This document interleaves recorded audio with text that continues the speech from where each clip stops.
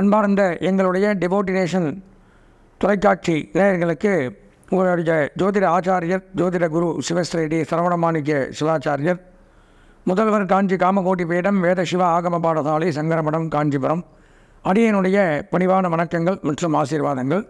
நமக்கெல்லாம் தெரியும், ஒவ்வொருத்தரும் பிறப்பு அப்படின்னு எடுத்துனோம்னா ஒரு நட்சத்திரம், அந்த நட்சத்திரத்தை பேஸ் பண்ணி ராசி, அந்த ராசியை பேஸ் பண்ணி அவங்களுடைய பிறந்த நேரத்தில் வரக்கூடிய லக்ன பலம் அப்படின்னு சொல்கிறோம். அதாவது லக்னம் தான் அவள் இண்டிவிஜுவலை குறிக்கிறது. ராசிங்கிறது பார்த்தோம்னா அது பல பேருக்கு இருக்கலாம். ஒரு ராசி, ஒரு மேஷ ராசி அப்படின்னு எடுத்துனோம்னா பல கோடி பேர், 100,000 பேர் இருக்கலாம். ஆனால் லக்னம் அப்படிங்கிறது அவனுக்கு இண்டிவிஜுவலாக ஒவ்வொருத்தருக்கும் தனிப்பட்ட லக்ன பலன் அப்படிங்கிறது வரும். லக்னம்ங்கிறதுனா என்ன அப்படிங்கிறத முதல்ல தெரிஞ்சுக்கணும்.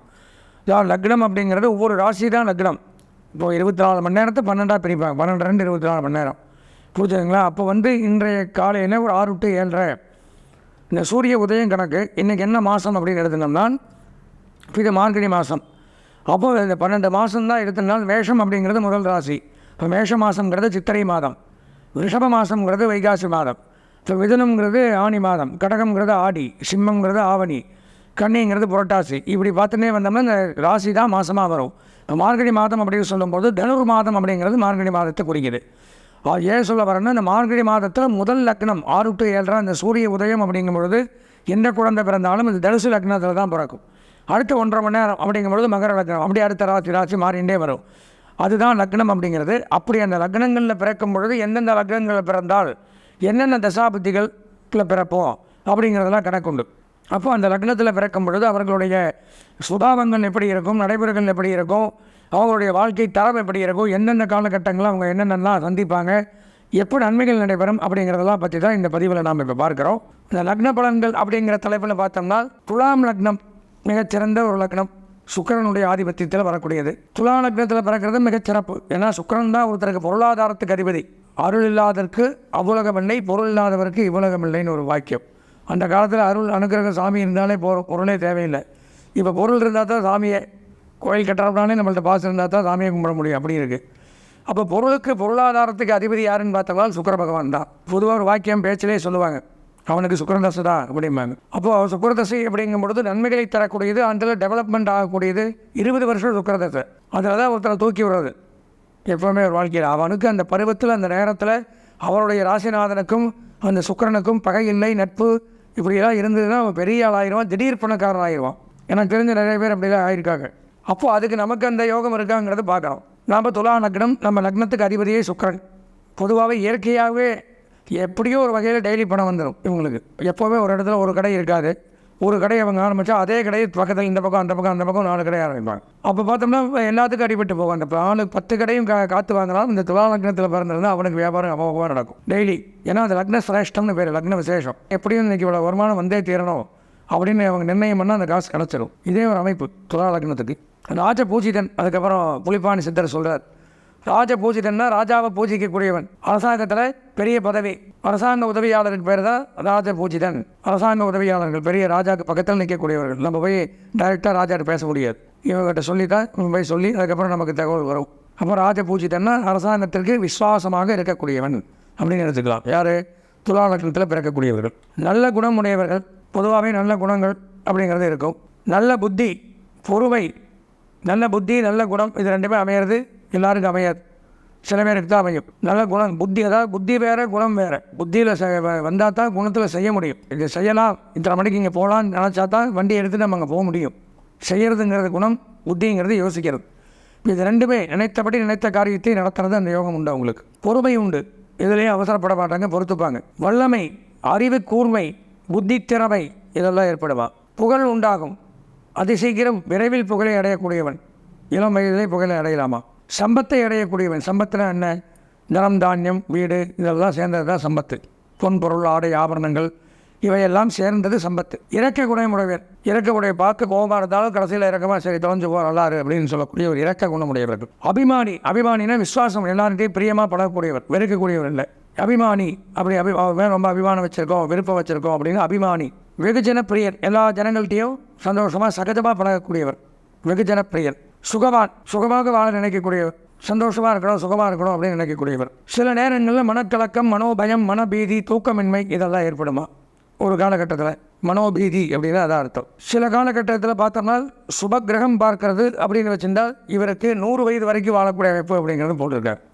துலா லக்னத்தில் பிறப்பறவங்க சுப கிரகங்கள் பார்த்தால் 100 வயது வரைக்கும் வாழக்கூடிய அமைப்பு அப்படிங்கிறது ஏற்படுது. இப்போ இந்த துலா லக்னத்தில் பிறந்தவர்கள் பொதுவான ஒரு குணங்களை கொண்டவர்கள் அப்படிங்கிறத பார்த்தோம்.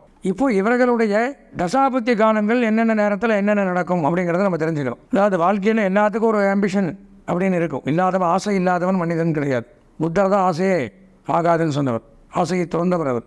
பெரிய சக்கரவர்த்தி மகாராஜா. அவர் நினச்சிருந்தா என்ன பண்ணாலும் பண்ணலாம். இப்போல்லாம் சின்ன சின்ன பதவியில் இருக்கிறவங்களே ரொம்ப உயர்ந்த சில ஜாலியாக இருக்காங்க. ஆனால் அவர் சக்கரவர்த்தினா அவர் நினச்சா என்ன வேணாலும் பண்ணலாம். அப்படி இருந்தும் ஆசை தான் அழிவுக்கு காரணம் அப்படின்னு சொல்லி போதித்தவர் புத்த மகான். எதுக்காக சொல்கிறேன் அப்படின்னு பார்த்தோம்னா, நமக்கு அதிக ஆசைகள் உண்டு மனிதனாக பிறந்தோம்னா. அதாவது ஆசை இல்லாமல் இருக்கக்கூடாது, எதையுமே சாதிக்க முடியாது.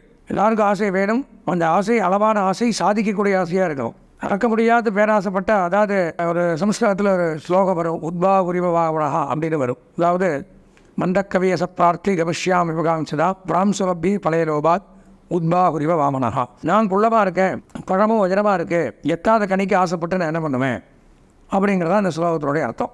அப்போது நம்மளால் என்ன சாதிக்க முடியுமோ, இப்போ இவ்வளோ தூரம் இருக்குது, கையில் எட்டக்கூடியதை கூட கூடிய கொண்டு வேடிக்கை பார்த்துன்னே இருக்கவன் இருப்பான்.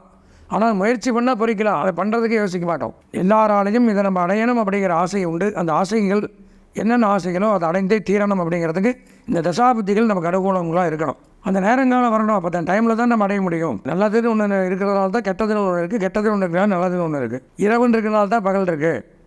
எப்போது பகலே இருந்தால் இரவே தெரியாதில்ல, இரவே இருந்தால் பகலே தெரியாது. அதே மாதிரி சந்தோஷம் துக்கம் இந்த மாதிரி 2 இருக்கும். கோபம் இன்பம், வாழ்க்கையில் கஷ்டம் வாழ்க்கையில் இன்பம், வருமானம் செலவு, இது எல்லாமே 2 இருக்கும்.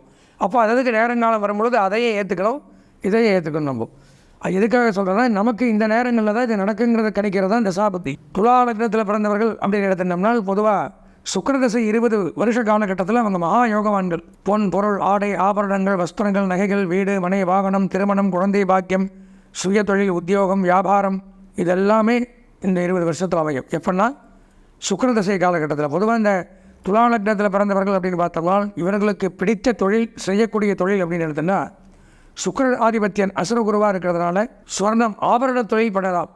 ஆபரண லைன் இருக்கிறவங்களுக்கு இந்த சுக்கிரதசை காலத்தில் அருமையாக இருக்கும். ஜுவல்லரி வச்சுருக்கிறவங்க, பஞ்சு பருத்தி ஜவுளி மில் இந்த மாதிரி வச்சுருக்கிறவங்களுக்கு யோகங்கள் அதிகரிக்கும். அதே மாதிரியே ஃபினான்ஸ் டிபார்ட்மெண்ட் அதில் வேலை செய்யக்கூடியவர்கள், கொடுக்கல் வாங்கல் நிதி நிறுவனங்கள் வங்கி ஊழியர்கள், ரிசர்வ் பேங்க்லேருந்து அனைத்து பேங்க்லேயும் வேலை செய்யக்கூடியவர்கள், இந்த மாதிரி தொழிலில் வேலை செய்யக்கூடியவர்கள், பணம் சம்பந்தமாக தனம் சம்பந்தமாக வஸ்திரம் சம்பந்தமாக வேலை செய்யக்கூடியவர்கள், திருமணம் சம்பந்தமான புரோக்கர்ஸு, திருமணம் செய்து வைக்கக்கூடியவர்கள், A to Z ஏற்பாடு பண்ணுறாங்க. இப்போல்லாம் எல்லாமே மண்டபத்திலேருந்து பொண்ணு மாப்பிள்ளை வீட்டுக்கு கொண்டு வர வரைக்கும் அந்த மாதிரி கான்டாக்ட் பண்ணுறவங்க, அவங்களுக்கெல்லாம் இந்த சுக்கிரதசை சிறப்பு. அசுரகுரு அப்படிங்கிறதுனால கலை தொழில், ஆர்ட், ஓவியம், இந்த மாதிரி ப்ரெஸ் மீடியா பத்திரிகை சினிமா இதில் எல்லாம் இருக்கிறவங்களுக்கெல்லாம் இந்த சுக்கிரதசை அப்படிங்கிறது வரும்பொழுது மிகச்சிறப்பானதொரு யோகம் அப்படிங்கிறது இந்த துலா லக்னத்தில் பிறந்திருந்தால் அருமையாக இருக்கும். அப்போ நம்ம லக்னம் என்னங்கிறத நம்ம பார்க்கணும். இப்போ நான் சொல்கிற போலெல்லாம் ஆஹா ஓஹோ நம்ம இதான் அப்படின்னா நமக்கு துலா லக்னமா, இப்போ நமக்கு எப்போ வருது அப்படிங்கிறது தெரிஞ்சுக்கணுமா இல்லையா? இது சுக்கிரதசையில் இந்த வேலைகள் செய்யுது. அடுத்தது பார்த்தோம்னா சூரிய தசை அப்படின்னு எடுத்துக்கொள்ளும் பொழுது பார்த்தால் உடல்நலக் கோளாறு, மருத்துவ செலவு, கண் சம்பந்தமான நோய்களை கொடுக்கும். துலா லக்னத்தில் பிறந்து சூரிய தசை நடக்கும் பொழுது வீட்டை விட்டு வெளியேறுதல், தொழிலுக்காகவோ உத்தியோகத்துக்காகவோ, தகப்பனாரோடு பகை, நான் பார்த்துக்கிறப்ப என்னுடைய வேலையை நான் தனியாக சம்பாதிச்சுட்டு கார் வாங்கியிருந்தாமல் வருவேன் அப்படி போட்டுன்னு வெளியில் வரும். சந்திர தசையில் நினைச்ச மாதிரி சாதிக்கிறது, நினைத்த மாதிரி உத்தியோகத்தை நினைத்தபடி அமைத்துக் கொள்வது, உத்தியோகத்தில் உயர்வு, பதவி உயர்வு, சம்பள உயர்வு, பாராட்டுக்கள் சந்திர திசையில் கிடைக்கும். செவ்வாய் திசையில் பூமி வாங்கலாம், மனை வாங்கலாம், வீடு கட்டலாம், சகோதரிகளோடு அந்யோன்யங்கள் ஏற்படும், கருத்து வேறுபாடுகள் விலகும், கடன் தொல்லைகள் விலகும், மருத்துவத்துறையில் வேலை செஞ்சால் சாதிக்கலாம். புதன் திசையில் கல்வி கேள்விகளில் சிறந்து விளங்கலாம், உயர்கல்வி பிஜி MS MD இந்த மாதிரிலாம் PhD அந்த மாதிரி படிப்புகளை எல்லாம் சாதிக்கலாம், உயர்ந்த பதவியும் அடையலாம். குரு திசையில் திருமணம் குழந்தை பாக்கியம், சனி திசையில் வாகன யோகங்கள், பேச்சின் மூலம் பல நீங்கள் கட்டளையிட்டால் வேலை செய்யக்கூடிய அளவு ஆட்கள் சனி திசையில். இப்படி இந்த 9 திசைகள்லையும் 9 விதமான பலன்களை நாம் அடையிறோம். அப்போ நாம் என்ன பண்ணணும், நமக்கு எந்த வயதில் என்ன திசை நடக்குது, நம்ம என்ன லக்னம் இதெல்லாம் தெரிஞ்சுக்கணும் அப்படின்னா கண்டிப்பாக நாம் சொந்த ஜாதகத்தை பார்த்தால் தான் தெரிந்து கொள்ளவே முடியும். அப்போ என்ன பண்ணணும், சொந்த ஜாதகத்தை பார்ப்பதற்கு இந்த வீடியோ பதிவில் தெரியக்கூடிய அந்த அலைபேசி எண்ணுக்கு தாராளமாக தொடர்பு கொண்டு உங்களுடைய லக்னம் எப்போ என்னென்ன தசாபுத்தி நடக்குது, என் ஜாதக பிரகாரம் எப்படி இருக்குது அப்படிங்கிறத ஒரு தடவை கண்டிப்பாக தெரிந்து கொள்ள வேண்டும் என்று கூறி ஆசீர்வதித்து விடைபெறுகிறேன். நன்றி, வணக்கம்.